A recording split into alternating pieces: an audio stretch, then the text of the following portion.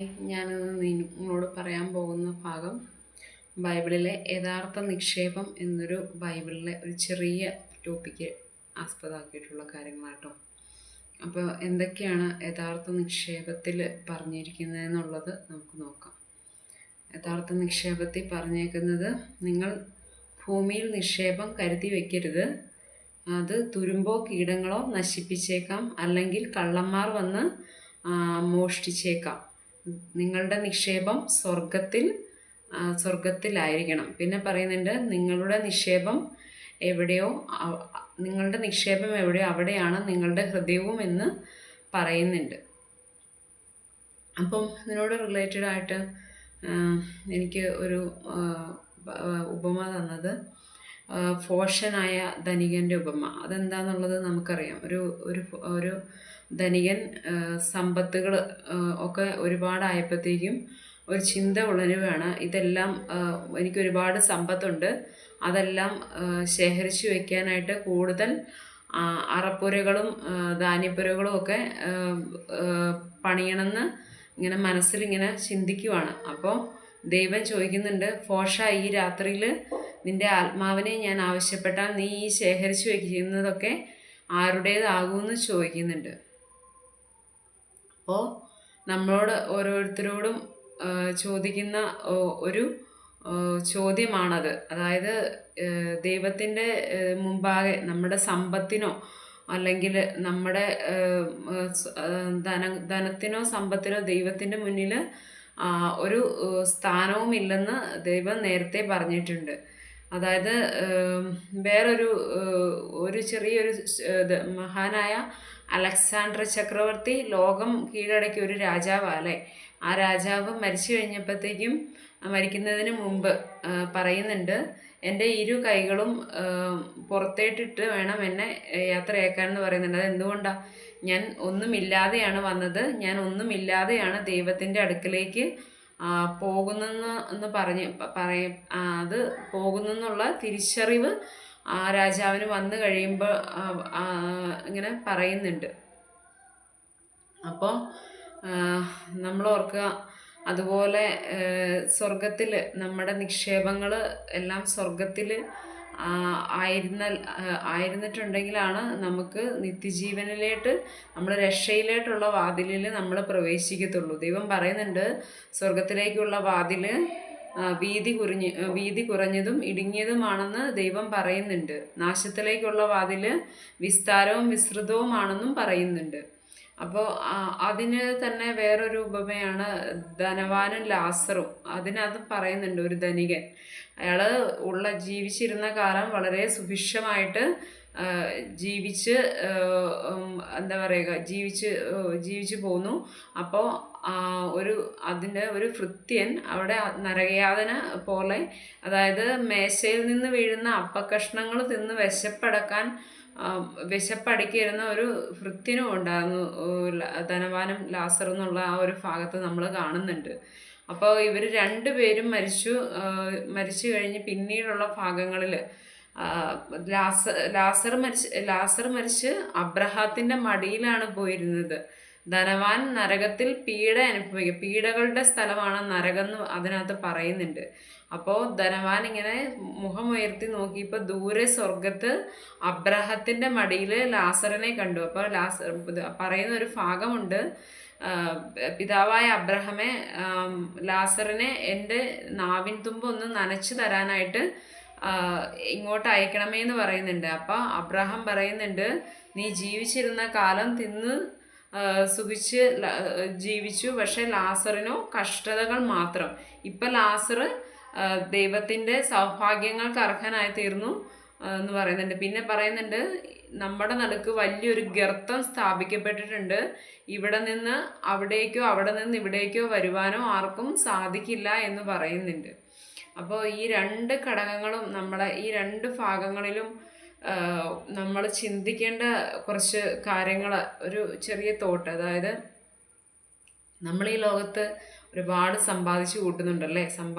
സമ്പാദിച്ചാലും തീരാത്ത ഒരു മെൻറ്റാലിറ്റിയാണ് എല്ലാവർക്കും. പക്ഷേ മനുഷ്യന് ജീവിക്കാൻ പണം വേണമെന്നുള്ളതും ഒരു യാഥാർത്ഥ്യമാണ്. അപ്പോൾ നമ്മളിങ്ങനെ സമ്പാദിച്ച് ജീവിക്കുമ്പോൾ ദൈവം നമ്മളോട് പറയുന്നുണ്ട്. എന്താ പറയുന്നത്?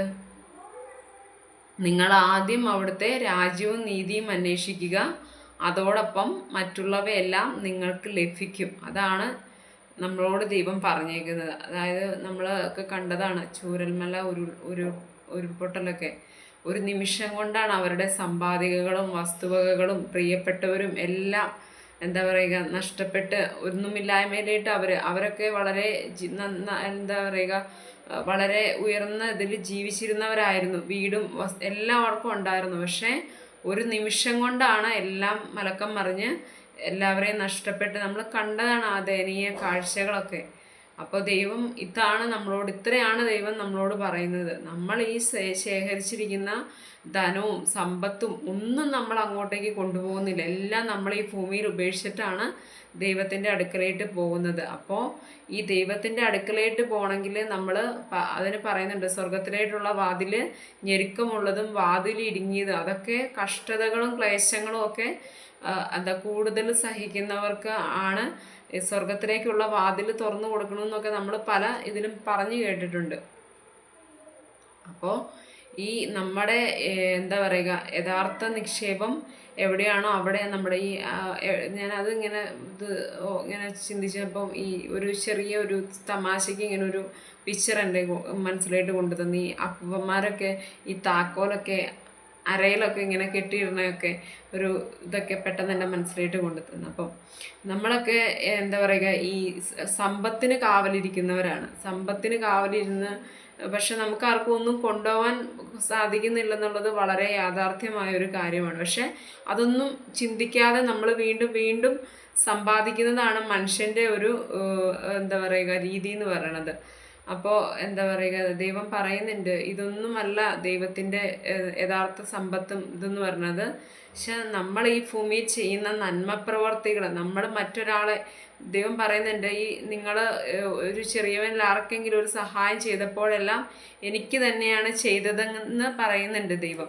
അപ്പോൾ നമ്മൾ ഓർക്കുക, നമ്മൾ ഈ ഭൂമിയിൽ ചെയ്യുന്ന നന്മ പ്രവർത്തികളാണ് അല്ലെങ്കിൽ നമ്മൾ ഈ ഭൂമിയിൽ ചെയ്യുന്ന കാരുണ്യ പ്രവർത്തികളൊക്കെയാണ് ദൈവത്തിൻ്റെ മുൻപാകെ വിലമതിക്കുന്ന സമ്പത്തായിട്ട് അവിടെ എഴുതി ചേർക്കുന്നത്. നമ്മൾ ആരെങ്കിലും സഹായിച്ചാൽ, നമ്മൾ ആർക്കെങ്കിലും നന്മ ചെയ്താൽ അതൊക്കെ അവിടെ വലിയൊരു സമ്പത്തായി മാറുവാണ്. സ്വർഗത്തിൽ നമുക്കൊരു നിക്ഷേപം കരുതി വെക്കുകയാണ്. നമ്മളിപ്പോൾ കാരുണ്യ പ്രവർത്തികൾ പറയുന്നുണ്ട്, വസ്ത്രമില്ലാത്തവന് വസ്ത്രം കൊടുക്കുക, പാർപ്പിടമില്ലാത്തവന് പാർപ്പിടം കൊടുക്കുക, വിശക്കുന്നവനെ ദുഃഖിപ്പിക്കരുത്. അങ്ങനെ കുറേ കാര്യങ്ങൾ ഒരുപാട് വചനഭാഗങ്ങളിലൂടെ കൽപ്പനകളായിട്ടും അങ്ങനെ ഒരുപാട് കാര്യങ്ങൾ നമ്മൾ പറയുന്നുണ്ട്. അപ്പോൾ ദൈവത്തിൻ്റെ കൽപ്പനകൾ പാലിച്ച് ദൈവത്തിൻ്റെ വചനം പാലിച്ച് ജീവിക്കുന്നവർക്കാണ് ദൈവരാജ്യത്തിൽ പ്രവേശിക്കാനുള്ള ദൈവരാജ്യത്തിൽ പ്രവേശിക്കുക. അതിനകത്ത് തന്നെ പറയുന്നുണ്ട്, ധനവാൻ ദൈവരാജ്യത്തിൽ പ്രവേശിക്കുന്നതിനേക്കാൾ നല്ലത് ഒട്ടകം സൂചിക്കുഴിയിലൂടെ. അതൊക്കെ നമ്മൾ വചനഭാഗങ്ങളിൽ കാണുന്നുണ്ട്. അപ്പോൾ അവിടെയെല്ലാം ദൈവം പറയുന്നുണ്ട്, ഈ സമ്പത്തും അതുപോലുള്ള സമ്പത്തും നമ്മൾ നേടിയ ധനമോ സമ്പത്തോ ഒന്നും ദൈവരാജ്യത്തിലായിട്ട് നമുക്ക് കടക്കാനായിട്ട് ഉപകരിക്കില്ല എന്ന് പറയുന്നുണ്ട്. എന്തൊക്കെയാണ് നമ്മൾ ഈ ഭൂമിയിൽ മറ്റൊരാളെ നമ്മൾ സഹായിച്ചാൽ ആ കഥയിൽ തന്നെ അത്രയും കാലം ആ കൺമുന്നിൽ ഒരാൾ അത്രയും വിഷമിച്ച് ജീവിച്ചിട്ടും കണ്ണിൽ പതിയാത്ത ഒരു ധനികൻ്റെ ചിത്രം അവിടെ കാണിക്കുന്നുണ്ട്. അയാൾക്ക് വേണമെങ്കിൽ ഭൂമിയിൽ വെച്ച് നന്മ ചെയ്യാമായിരുന്നു, അയാൾക്ക് ദൈവത്തിൻ്റെ മടിയിൽ പോയി ഇരിക്കാമായിരുന്നു. പക്ഷേ അയാൾ അതിന് ശ്രമിക്കാത്ത കൊണ്ടാണ് അയാൾക്ക് പീഡകളുടെ സ്ഥലമായ നരകത്തിലേക്ക്. അപ്പോൾ നമ്മൾ ഓർക്കുക, നമ്മുടെ കൺമുന്നിലും ഇതുപോലെ ഓരോരുത്തരെ ദൈവം ചില പാവപ്പെട്ടവരെ അല്ലെങ്കിൽ രോഗികളെ ഒക്കെ നമ്മുടെ കൺമുന്നിലും ദൈവം തരുന്നുണ്ട്. പക്ഷേ നമ്മളൊക്കെ അതിനെ കാണാതെ കടന്നു പോകുവാണ് ചെയ്യാറ്. പക്ഷേ നമ്മൾ അവരെ ആരെങ്കിലും സഹായിക്കുമ്പോൾ അല്ലെങ്കിൽ അവർക്കൊരു നന്മ ചെയ്യുമ്പോൾ സ്വർഗത്തിൽ നമ്മുടെ പേര് അല്ലെങ്കിൽ സ്വർഗത്തിൽ നമുക്കൊരു ഇരിപ്പിടം നമ്മൾ ഉറപ്പിക്കുകയാണ് ചെയ്യുന്നത്. അപ്പം യഥാർത്ഥ ധനവും സമ്പത്തും ഭൂമിയിൽ നമ്മൾ മറ്റൊരാളെ സഹായിക്കുന്നത് അല്ലെങ്കിൽ നമ്മൾ മറ്റൊരാൾക്ക് നന്മ പ്രവർത്തികൾ ചെയ്യുന്നതൊക്കെയാണ് ദൈവത്തിൻ്റെ മുൻപാകെ വിലമതിക്കുന്ന കാര്യം. അതിനെന്താണ് ആദ്യമേ ചെയ്യേണ്ടത്? ദൈവത്തിൻ്റെ സ്നേഹം നമ്മൾ നിറഞ്ഞാലാണ്. അതായത് ദൈവസ്നേഹം നമ്മിൽ നിറയുമ്പോഴാണ് നമുക്ക് പരസ്പരം സ്നേഹിക്കാനാവുന്നുള്ളത് എല്ലാവരും ഓർക്കണം. അപ്പോൾ എല്ലാവരുടെയും ജീവിതത്തിൽ നന്മ പ്രവർത്തികളും ഇതും എല്ലാം ചെയ്ത് നമ്മൾ ദൈവരാജ്യത്തിന് അർഹരായി തീരാനായിട്ട് ഇനിയുള്ള കാലം എല്ലാവർക്കും കഴിയട്ടെ എന്നുള്ള പ്രാർത്ഥനയോടെ നാളെ വേറൊരു ടോപ്പിക്കായിട്ട് കാണുന്നവരേക്കും ബൈ ബൈ.